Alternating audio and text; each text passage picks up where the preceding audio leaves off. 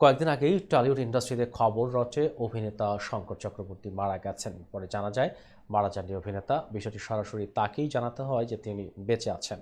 আর সেই চর্চা কাটিয়ে ওঠার আগেই বা সামনে এলো আরেক সংবাদ, বলিউড অভিনেতা অক্ষয় কুমার নাকি মারা গেছেন। বিস্তারিত জোনাদ আহমেদ সৈকতের ডেস্ক রিপোর্টে।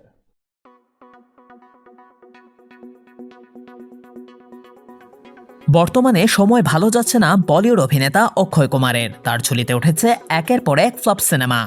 চলতি বছর এখন পর্যন্ত 4টি সিনেমা মুক্তি পেয়েছে এই অভিনেতার, কিন্তু একটা সিনেমাও সেভাবে সাফল্যের মুখ দেখেনি বক্স অফিসে। সর্বশেষ অক্ষয় অভিনীত মুক্তিপ্রাপ্ত সিনেমা সরফিরা দর্শকদের প্রশংসা কুড়িয়েছে, কিন্তু বড় মিয়া ছোটে মিয়ার পর বক্স অফিসে তেমন সাফল্যের মুখ দেখেনি সিনেমাটি। পরিস্থিতি এমন পর্যায়ে পৌঁছে গেছে যে দর্শকের একাংশ শোকের বার্তা পাঠাচ্ছে অক্ষয়কে। এদিকে এমন ঘটনায় বিরক্ত তিনি। গত 2 আগস্ট মুম্বাইতে নিজের আপকামিং সিনেমা খেলখেলমের ট্রেলার লঞ্চে বিষয়টি নিয়ে কথা বলেছেন অক্ষয়। এ প্রসঙ্গে অভিনেতা বলেন, আমি এসব নিয়ে খুব বেশি ভাবি না। আমি আপনাদের বলছি, আমার 4-5টি সিনেমা চলেনি। আমার কাছে অনেক মেসেজ আসে, সরি ইয়ার, চিন্তা করো না। এই ধরনের সমবেদনা তার মোটেও পছন্দ নয়। অক্ষয় আরও বলেন, এখনও আমি মরে যাইনি। মানুষ শোক বার্তা পাঠাচ্ছে, মানুষ বার্তার মাধ্যমে সমবেদনা জানাচ্ছে। একজন সাংবাদিক লিখেছেন, চিন্তা করবেন না, আপনি ফিরে আসবেন। আমি তাকে ফোন করে জিজ্ঞাসা করেছিলাম, কেন এটা লিখেছেন? ফিরে আসবো মানে কি? কোথায় গেলাম? আমি এখানে আছি এবং আমি কাজ করে যাব। তিনি বলেন, মানুষ যাই বলুক না কেন, আমি আমার মতো কাজ করতে থাকব। সকালে ঘুম থেকে উঠি, ব্যায়াম করি, কাজে বের হই এবং বাড়ি ফিরি। আমি অর্থ উপার্জনের জন্য কঠোর পরিশ্রম করি, আর সেটা নিজের দমে। কারো কাছে কখনো সাহায্য চাইব না।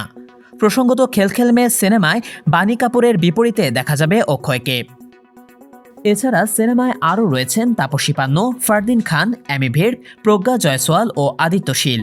এটি পরিচালনা করেছেন মুদাস্সর আজিজ এবং প্রযোজনা করেছেন ভূষণ কুমার, কৃষণ কুমার, অসীন ভার্দে, বিপুল ডিসা, রাজেশ বহেল, শশীকান্ত সিনহা এবং অজয় রায়।